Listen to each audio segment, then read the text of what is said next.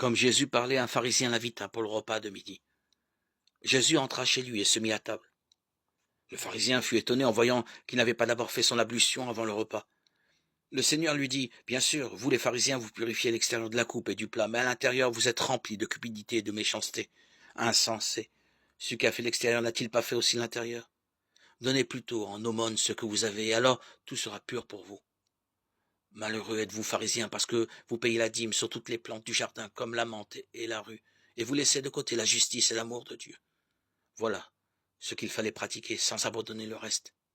Malheureux êtes-vous, pharisiens, parce que vous aimez les premiers rangs dans les synagogues et les salutations sur les places publiques. Malheureux êtes-vous, parce que vous êtes comme ces tombeaux qu'on ne voit pas et sur lesquels on marche sans le savoir. Alors un docteur de la loi prit la parole. Maître, en parlant ainsi, c'est nous aussi que tu insultes. Jésus reprit. Vous aussi, les docteurs de la loi, malheureux êtes-vous, parce que vous chargez les gens de fardeaux impossibles à porter, et vous-même, vous ne touchez même pas ces fardeaux d'un seul doigt. Malheureux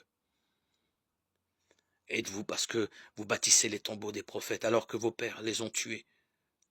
Ainsi, vous témoignez que vous approuvez les actes de vos pères, puisque eux, ils ont tué les prophètes. Et vous, vous bâtissez leurs tombeaux. C'est pourquoi la sagesse de Dieu elle-même a dit, je leur enverrai des prophètes et des apôtres, ils tueront les uns et en persécuteront d'autres.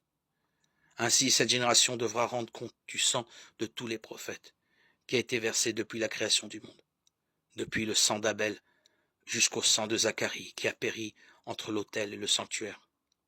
Oui, je vous le déclare, cette génération devra en rendre compte. Malheureux êtes-vous, docteurs de la loi, parce que vous avez enlevé la clé de la connaissance.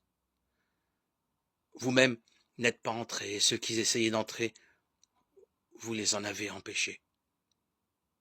Après que Jésus fut parti de là, les scribes et les pharisiens se mirent à lui en vouloir terriblement, et ils le harcelaient de questions.